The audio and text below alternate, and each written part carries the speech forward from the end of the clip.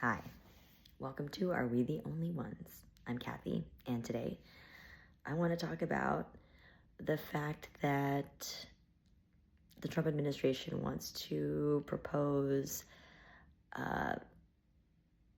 basically like baby prisons for the kids that they kidnap and separate away from their parents when they take them into ICE custody. And in 2018, the Trump administration had done this before. And I think a lot of people didn't know about it because I actually just posted a reel about this when Rachel Maddow had reported this on MSNBC. And I think a lot of people were, first of all, surprised that it was even real. Secondly, a lot of people thought it was AI. And I was like, no, this is real. And I had to give them, proof. And then I was like, well, even if it was from 2018, I have a new Bloomberg article that shows that they are trying to ask to get permission to do this again. And then I would have that link. And it was just interesting how, that's not really the point, whether it's 2018, like it happened.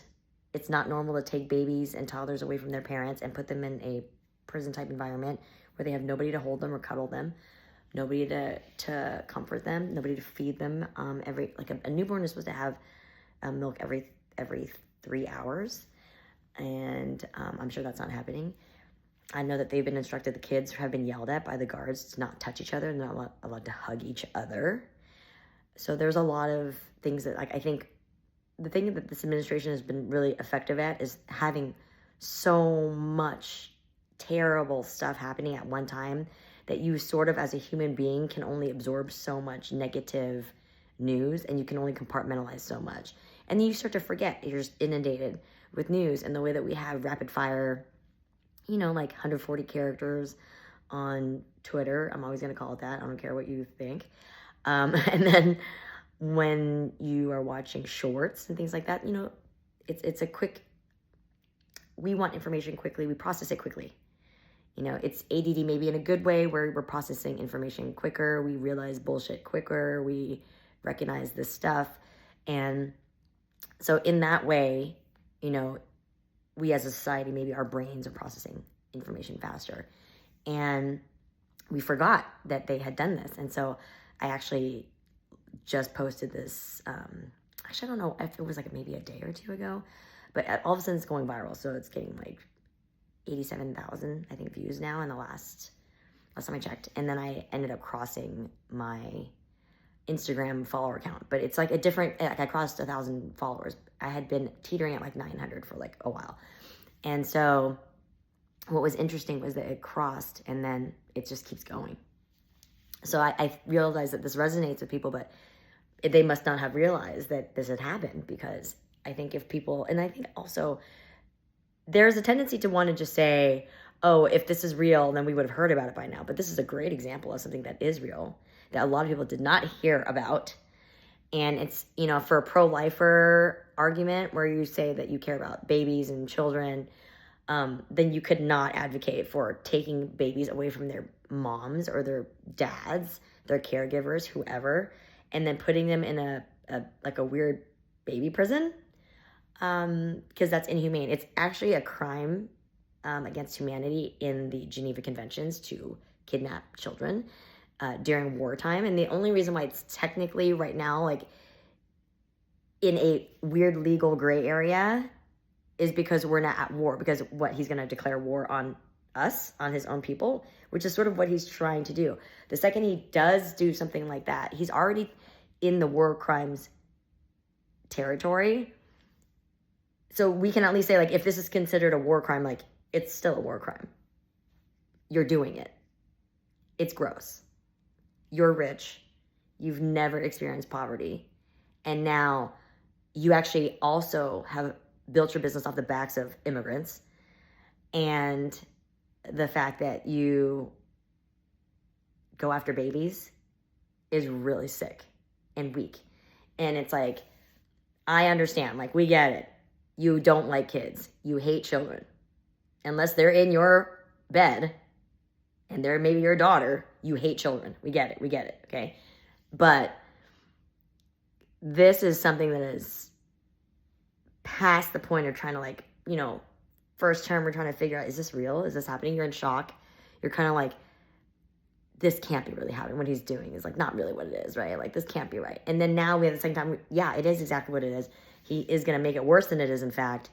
And, you know, when he first had Trump model management, and I was a fashion designer at a famous fashion house called Richard Tyler, I used to have to look at model cards from Trump model management, and I would see Ivanka's model card and all the other models, and they were not high fashion models. They were not couture runway models, because that's what I was looking for. And they weren't even really like commercial models, you know, where you could even put them in like a Macy's ad or like a billboard, because they just looked like emaciated. They were definitely Eastern European. You know, maybe they could be beautiful, but they weren't like model beautiful in the sense that you could book them and like they could have a long-standing career. But you could see it's very common that you would have this idea that like your exit strategy would be to marry well, right? Marry rich. And if you're coming from a country that's not, you know, the currency is not as strong as the US dollar, the cost of living is not as high, so that, you know, our money goes further, you'll have different priorities and different value systems. And I understand that even women in America, okay, when you are trapped in a system where you need to try to earn your way out, up until women could get their own jobs, the only way to have upward mobility was marriage. So it's not that weird to see like an Eastern European woman, even girl, right? Because you have like different ideas of when like models are too young or not too young, right? For a long time, I remember when I was younger, Mila Jovovich was like the big model, and she was like 13, okay? And she's one of the names of the Jean-Luc Brunel, okay? So I remember her on the cover of 17 magazine, on like Cosmopolitan, and she was very, very young. And she was in that crowd. She even says that she remembers seeing girls that were like, what are you doing here by yourself? My mom was with me, at least. These girls were alone, right? So, and there's quotes with the Trump administration saying things like, or even with Epstein talking about like, oh, the foreign girls that don't speak English, they're so easy to get along with. And it's like, ha ha ha, because they can't speak English, right?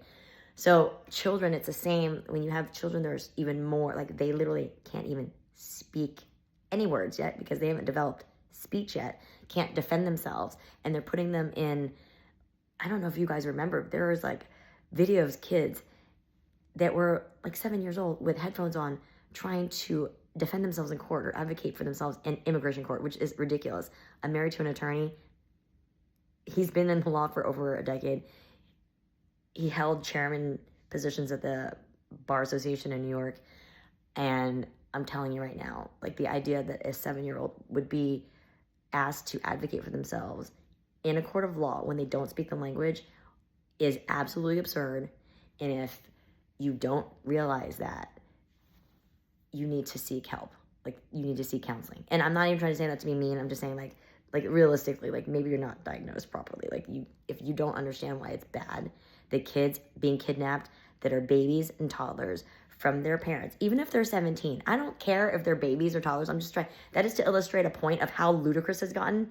But I have a friend who is a teacher at Reseda Charter School, and there's a 17-year-old that has been abducted from his family and his school. They have raised some money to try to get him out, but he's still there, and the teachers are going there to see him every day. And all he says is he wants to go back to school. He was walking his dog, and then he got abducted. This cannot stand. This is not, he's a legal resident. This is not okay. You guys, this is a testing ground. This is called grooming, okay? Grooming, someone who's a predator knows how to groom, and the way you do it is to slowly press against people's boundaries and see if you can push them. They are trying to see if our boundaries of reducing due process for people that are legally here, if we will allow that so that they can get to legal residence, you get to naturalized residence, you can get to then, it doesn't matter what color you are, resident, doesn't matter what gender you are, you won't have due process because now there's a precedent of multiple times where due process was violated and nobody said anything. And you have to stop it now, not later. Okay, so I really need everybody to understand how serious this is because it's extremely terrifying. It's terrifying that we have let it go this far. SNAP benefits, I believe I've seen that some people got their SNAP benefits today and they were fully funded, but not everybody. And so This is something that was court ordered by 2 different judges. This is something that was already codified in the contingency language for SNAP, that a government shutdown would never be able to be used as a reason that SNAP was not funded, because it was already pre-funded. And they've already tried to fight using that. So if that doesn't tell you how sick and disturbed this obese, high cholesterol, McDonald's for life. Look, I love you, McDonald's, but still, McDonald's for life. Kankel's McTaco Tits, okay, is, I'm going to call him that because he's trying to take food from babies. And yes, you don't need, as an obese, disgusting man, you should not be taking food from people that are already poor, and especially from babies, okay? It's the month of Halloween. Take candy from them, okay? Take candy from CVS. Go buy candy from them. Don't take candy from babies, okay? Like, it's very hard to have been in, I was in the Marine Corps community with my husband for 9 years. It is very hard to be in a world where not only that I was with them, but I also got to like go overseas and be stationed in a country for 3 years as a member of the military community, as sort of like diplomats in a weird way. Like, we're like unofficial but sort of official ambassadors, right? And to see how we all work together, and we are so respected, and we are like good people to, when we're overseas, and to see that we're not like that to ourselves is like straight up bonkers. Like, I don't even understand how, it's like, you guys don't know because you didn't get to see what I've seen, but like, this is not how we are to other people. That when we're in other countries and we're in their host nation and we like intermingle, we don't act, I cannot believe we behave like this to ourselves. It is akin, I mean, that's such a narcissistic like type of thing where it's like, you're totally mean to your own family, but you're nice to like your friends and strangers. But in your own house, it's not like that. Like, this is so him. This is so, his methodology is so like that type of person that's like, in your own house, it's just like horrible. And but outside, everything looks great on the outside to a certain extent, right? And so we are in that kind of leadership style right now. But I do believe that we're hitting a point where we're sick of it, because I can tell that with the blue wave, it wasn't just a blue wave. There were Republicans that decided to stand with their moral integrity and be like their old Republican self, because I'm a former Republican myself, I know. Republicans, true Republicans, have a very strong moral high ground. And they do firmly believe that they're doing something good for the country. And those Republicans right now, I know, are standing up against the craziness. And so I want to commend those Republicans. And I also want to remind Democrats that we do need to be open to welcoming them and being open to letting them do some of the heavy lifting for us right now, because we've been doing a lot of it, and it's our time to rest and let them do it. And then when it's time for us to jump back in, we'll jump back in. That's my belief. All right. Once again, I'm in a push for fundraising for Vote, Run, Lead. So if you're able and you are willing to donate, please go to voterunlead.org and donate today. We're trying to hit $90,000 goal, and it'd be great if we can get there by the end of the year. All right. Until next time.